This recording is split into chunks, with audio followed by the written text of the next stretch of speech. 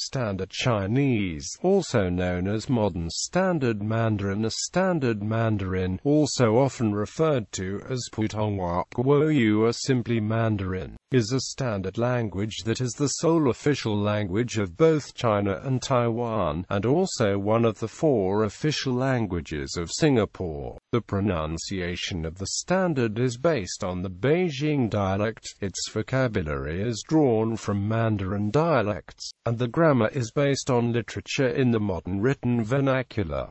Like other varieties of Chinese, Standard Chinese is a tonal language. It has more initial consonants but fewer vowels, final consonants and tones than Southern varieties. Standard Chinese is an analytic language, though with many compound words. Like other varieties of Chinese, it is a topic-prominent language and has subject-verb-object-word order. There exist 2 standardized forms of the language, namely Putonghua in mainland China and Guoyu in Taiwan. Aside from a number of differences in pronunciation and vocabulary, Putonghua is written using simplified Chinese characters, while Guoyu is written using traditional Chinese characters.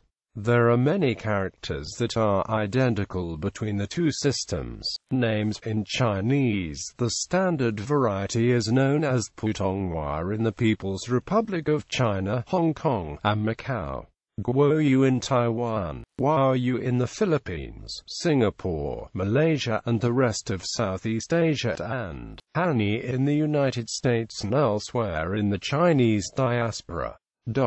Putonghua and Guoyu. In English, the governments of China and Hong Kong use Putonghua Chinese, and Mandarin, while those of Taiwan, Singapore, and Malaysia use Mandarin. The term Guoyu had previously been used by non-Han rulers of China to refer to the languages, but in 1909 the Qing Education Ministry officially applied it to Mandarin, a lingua franca based on Northern Chinese varieties, proclaiming it as the new national language.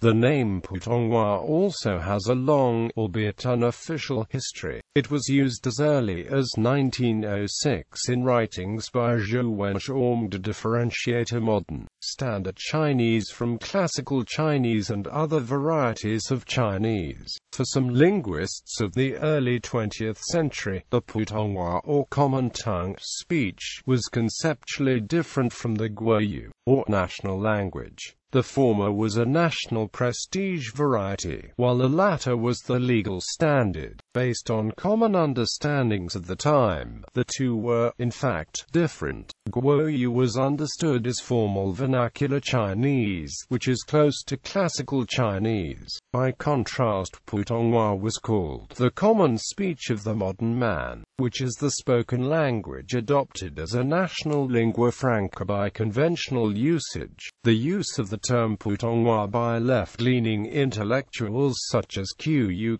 or by Luzon influenced the People's Republic of China government to adopt the term to describe Mandarin in 1956.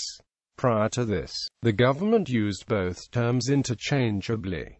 In Taiwan, Guoyu continues to be the official term for Standard Chinese. The term Guoyu is less used in the PRC, because declaring a Beijing dialect-based standard to be the national language would be deemed unfair to speakers of other varieties and to Chinese ethnic minorities.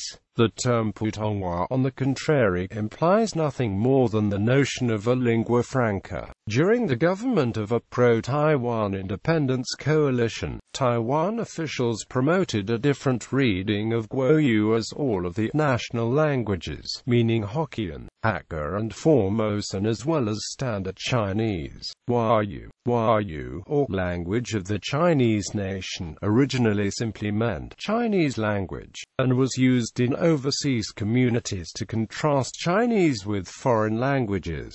Over time, the desire to standardize the variety of Chinese spoken in these communities led to the adoption of the name Guoyu to refer to Mandarin. This name also avoids choosing a side between the alternative names of Putonghua and Guoyu, which came to have political significance after the usages diverged along political lines between the PRC and the ROC. It also incorporates the notion that Mandarin is usually not the national or common language of the areas in which overseas Chinese live. Mandarin. The term Mandarin is a translation of Guanhua, which referred to the lingua franca of the late Chinese Empire. The Chinese term is obsolete as a name for the standard language, but is used by linguists to refer to the major group of Mandarin dialects spoken natively across most of northern and southwestern China. In English, Mandarin may refer to the standard language, the dialect group as a whole, or to historic forms such as the late imperial lingua franca. The name Modern Standard Mandarin is sometimes used by linguists who wish to distinguish the current state of the shared language from other northern and historic dialects. History. The Chinese have different languages in different provinces, to such an extent that they cannot understand each other.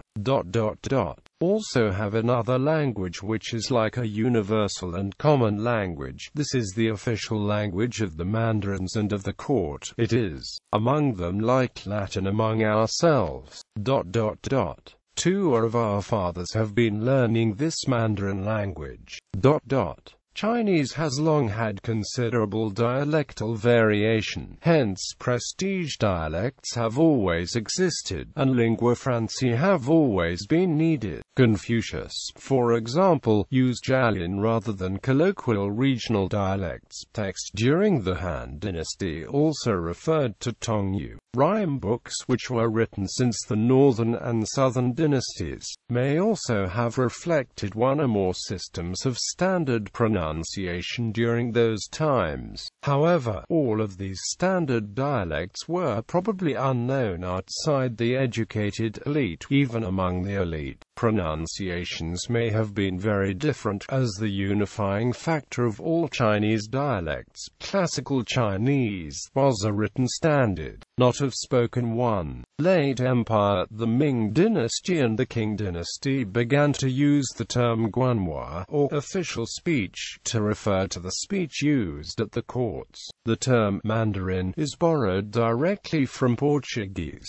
The Portuguese word mandarim, derived from the Sanskrit word mantran, counselor or minister, was first used to refer to the Chinese bureaucratic officials. The Portuguese then translated Guanhua as the language of the Mandarins, or the Mandarin language. In the 17th century, the empire had set up orthoepy academies in an attempt to make pronunciation conform to the standard. But these attempts had little success, since as late as the 19th century the emperor had difficulty understanding some of his own ministers in court, who did not always try to follow any standard pronunciation. Before the 19th century, the standard was based on the Nanjing dialect, but later the Beijing dialect became increasingly influential. Despite the mix of officials and commoners speaking various dialects in the capital, Beijing, by some accounts, as late as the early 20th century, the position of Nanjing Mandarin was considered to be higher than that of Beijing by some, and the postal romanization standard set in 1906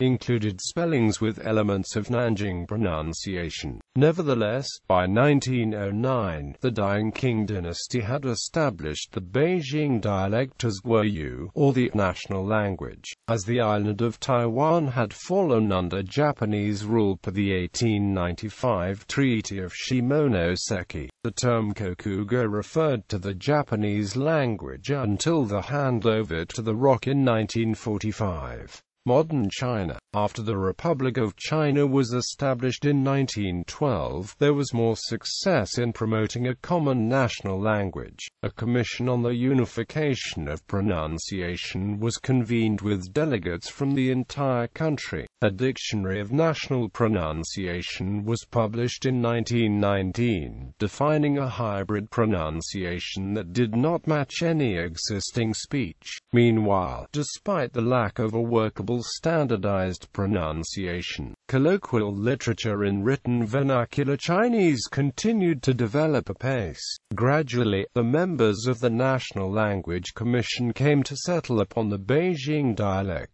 which became the major source of standard national pronunciation due to its prestigious status. In 1932, the Commission published the Vocabulary of National Pronunciation for everyday use with little fanfare or official announcement. This dictionary was similar to the previous published one except that it normalized the pronunciations for all characters into the pronunciation of the Beijing dialect. Elements from other dialects continue to exist in the standard language, but as exceptions rather than the rule. After the Chinese Civil War, the People's Republic of China continued the effort, and in 1955, officially renamed Guoyu as Putonghua, or common speech. By contrast, the name Guoyu continued to be used by the Republic of China, which, after its 1949 loss in the Chinese Civil War, was left with a territory consisting only of Taiwan and some smaller islands. Since then, the standards used in the PRC in Taiwan have diverged somewhat, especially in newer vocabulary terms, and a little in pronunciation. In 1956, the standard language of the People's Republic of China was officially defined as Putonghua is the standard form of modern Chinese with the Beijing phonological system as its norm of pronunciation, and northern dialects as its base dialect. And looking to exemplary modern works in Baihua vernacular literary language for its grammatical norms. By the official definition, Standard Chinese uses the phonology sans system of Beijing. A distinction should be made between the sans system of a variety and the actual pronunciation of words in it. The pronunciations of words chosen for the standardized language do not necessarily reproduce all of those of the Beijing dialect. The pronunciation of words is a standardization choice, and occasional standardization differences do exist between Putonghua and Guoyu. For example, the vocabulary of Mandarin dialects in general. This means that all slang and other elements deemed regionalisms are excluded. On the one hand, the vocabulary of all Chinese varieties, especially in more technical fields like science, law, and government, are very similar. This means that much of the vocabulary of Standard Chinese is shared with all varieties of Chinese. On the other hand, much of the colloquial vocabulary of the Beijing dialect is not included in Standard Chinese, and may not be understood by people outside Beijing. The grammar and idiom of exemplary modern Chinese literature, such as the work of Lu Xun, collectively known as vernacular, modern written vernacular Chinese, is in turn based loosely upon a mixture of northern, southern, and classical grammar and usage. This gives formal Standard Chinese structure a slightly different feel from that of street Beijing dialect. In the early 1950s, this standard language was understood by 41% of the population of the country, including 54% of speakers of Mandarin dialects, but only 11% of people in the rest of the country. In 1984, the proportion understanding the standard language nationally rose to 90%, and the proportion understanding the standard language among the speakers of Mandarin dialects rose rose to 91%. A survey conducted by the Chinese Ministry of Education in 2007 indicated that 53.06% of the population were able to effectively communicate orally in Standard Chinese. Current role. From an official point of view, Standard Chinese serves the purpose of a lingua franca, a way for speakers of the several mutually unintelligible varieties of Chinese, as well as the Chinese minorities, to communicate with each other. The very name Putonghua, or common speech, reinforces this idea. In practice, however, due to Standard Chinese being a public lingua franca, other Chinese varieties and even non-Sinitic languages have shown signs of losing ground to the standard. In both China and Taiwan, the use of Mandarin as the medium of instruction in the educational system and in the media has contributed to the spread of Mandarin. As a result, Mandarin is now spoken fluently, though often with some regional or personal variation from the standard in terms of pronunciation and lexicon, by most people in mainland China and Taiwan. In 2014, the Ministry of Education estimated that about 70% of the population of China spoke Standard Mandarin to some degree, but only 1/10 of those could speak it fluently and articulately.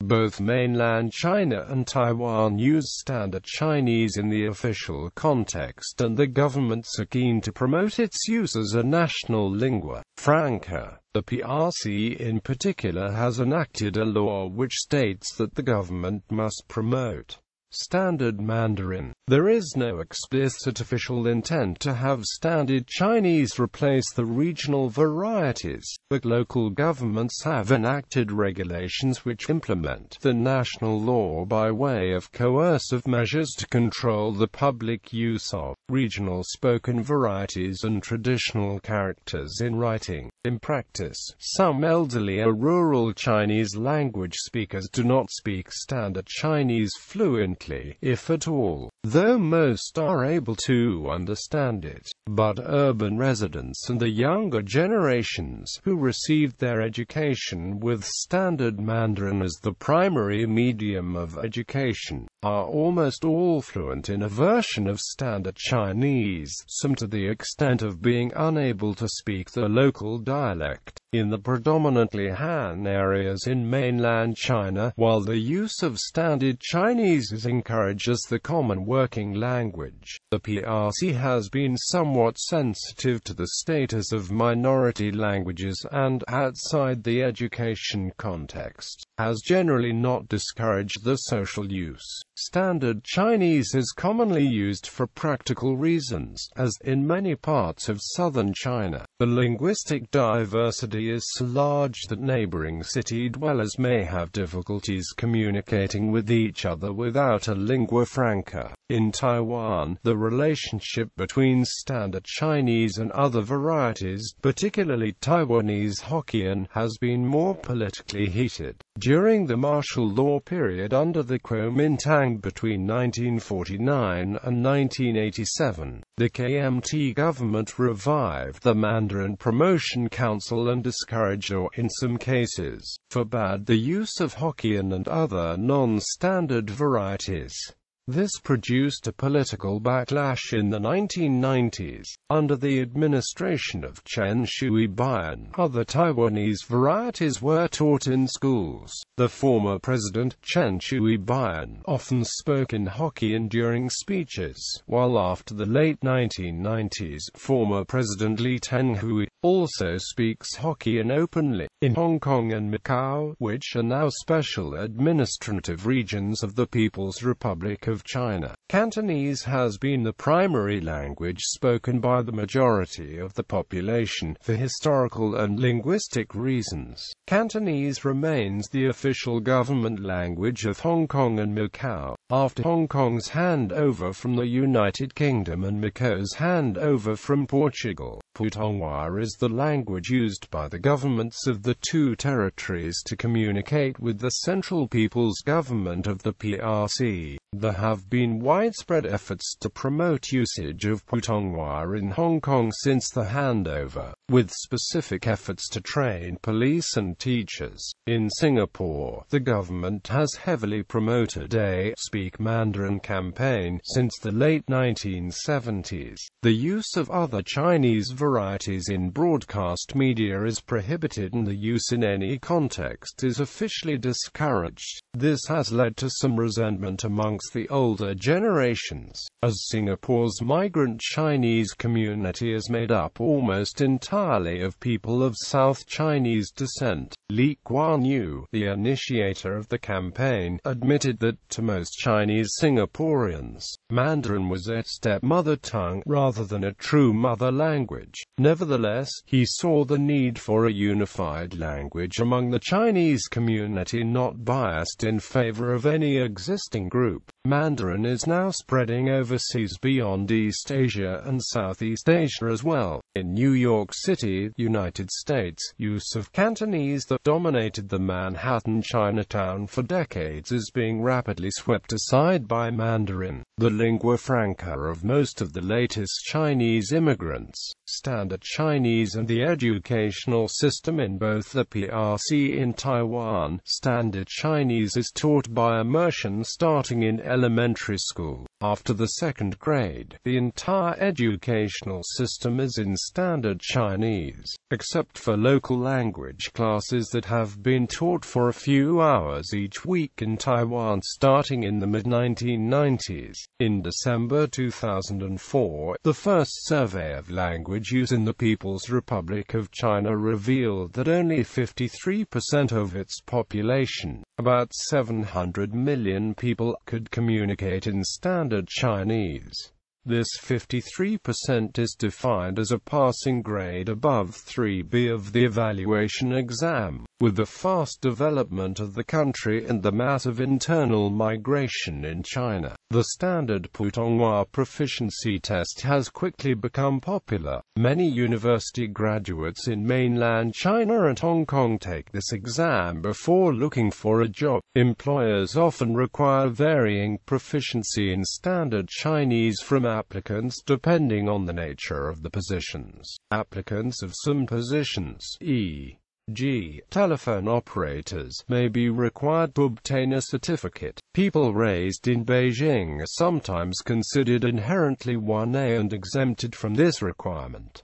As for the rest, the score of 1A is rare. According to the official definition of proficiency levels, people who get 1B are considered qualified to work as television correspondents or in broadcasting stations. 2A can work as Chinese literature course teachers in public schools.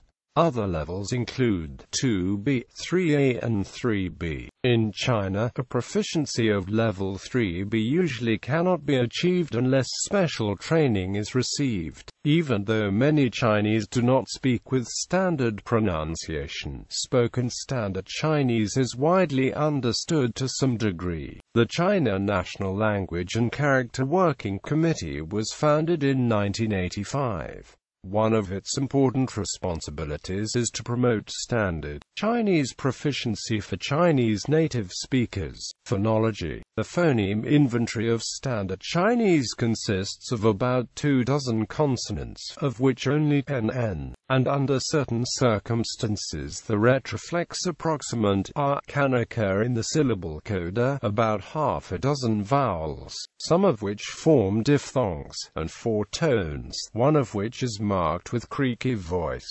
Statistically, vowels and tones are of similar importance in the language. Regional accents. It is common for Standard Chinese to be spoken with the speaker's regional accent depending on factors such as age, level of education, and the need and frequency to speak in official or formal situations. This appears to be changing, though, in large urban areas, as social changes, migrations, and urbanization take place. Due to evolution and standardization, Mandarin, although based on on the Beijing dialect, is no longer synonymous with it. Part of this was due to the standardization to reflect a greater vocabulary scheme and a more archaic and proper-sounding pronunciation and vocabulary. The areas near Beijing, especially the cities of Chengdu and Shijiazhuang in neighboring Hebei province, speak a dialect closest to the standardized pronunciation. This form is generally heard on national and local television and radio. Distinctive features of the Beijing dialect are the use of erwa, a final sound, often as a diminutive, in vocabulary items that are left unadorned in descriptions of the standards such as the and Hanisidian, as well as more neutral tones. An example of standard versus Beijing dialect would be the standard men and Beijing MENR. Most standard Chinese as spoken on Taiwan differs mostly in the tones of some words as well as some vocabulary. Minimal use of the neutral tone and erwa and technical vocabulary constitute the greatest divergences between the two forms. The stereotypical Southern Chinese accent does not distinguish between retroflex and alveolar consonants, pronouncing pinyin zh, ch, and sh in the same way as z, c, and s respectively. Southern accented Standard Chinese may also interchange l and n, final n and eng, and vowels I and u. Attitudes towards Southern accents, particularly the Cantonese accent, range from disdain to admiration. Vocabulary. Many formal, polite and humble words that were in use in Imperial China have not been used in daily conversation in modern-day Mandarin, such as jian and gui. Although Chinese speakers make a clear distinction between Standard Chinese and the Beijing dialect, there are aspects of Beijing dialect that have made it into the official standard. Standard Chinese has a TV distinction between the polite and informal u that comes from the Beijing dialect, although its use is quite diminished in daily speech. In addition, it also distinguishes between gentlemen and women. In practice, neither distinction is commonly used by most Chinese, at least outside the Beijing area. The following samples are some phrases from the Beijing dialect which are not yet accepted into Standard Chinese. Bear means very much, Banshuan means stagger, Bulin means do not worry about, Cuo means eat, Chaoyu means slip, Da, Lao Yuman means man, male. The following samples are some phrases from Beijing dialect which have become accepted as Standard Chinese. Ba Dao means not very skillful. Gemi acute NR means good male friend. Buddy. Ku acute near means frugal or stingy.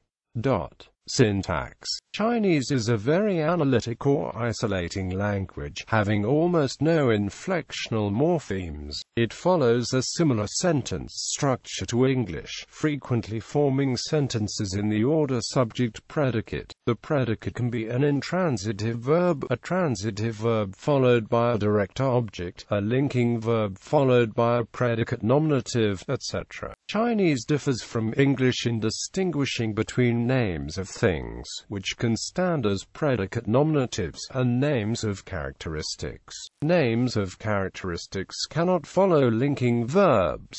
There is not an equivalent to the English predicate adjective. Instead, abstract characterizations such as green, angry, hot, etc. stand as complete predicates in their own right.